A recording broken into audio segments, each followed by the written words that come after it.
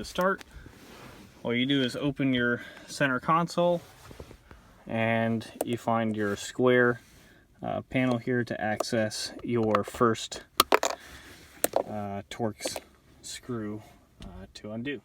After that's out, you can just toss your screws in one of the cup holders. It makes it easier so you're not losing them all over the place. Next step, take your cup holder down. You're going to see 2 screws, one on each side, inside the cup holder area. You're going to undo those.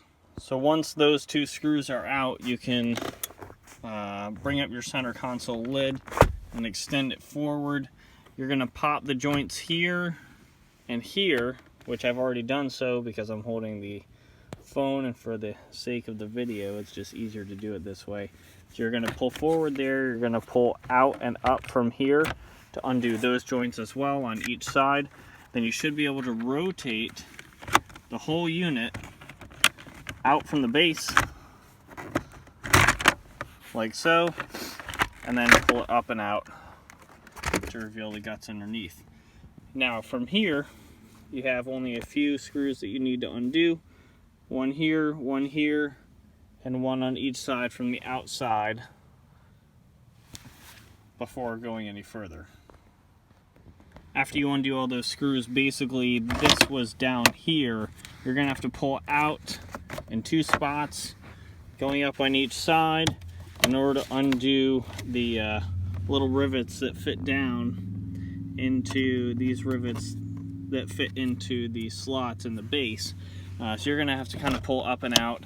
Once you get that, this whole sleeve will slide forward. If you pull up your e-brake, it makes it a little bit easier because you can slide the whole thing forward along the e-brake. Beware of your aux port. It will get a little lax during this and may pop out.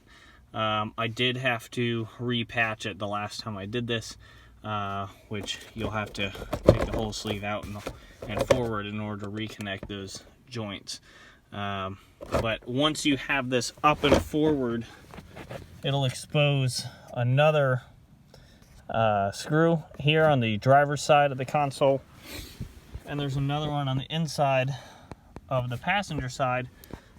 You're probably not going to be able to get to that one because this heating duct or AC duct, the air duct here, is down in the way. You literally cannot fit even the T20 Torx bit in there. But just by taking out this screw, you should have enough laxity in the joint of the unit to be able to lift up on it and access your nut underneath to be able to tighten up your e-brake line. So once you get all that out of the way, all you now have to do is lift this up, and you can see the nut. That's kind of blurry. There we go.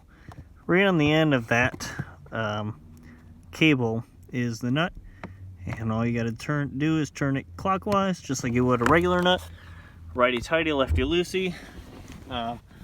Usually about 5 turns or so will take up the slack and give you the adjustment that you need.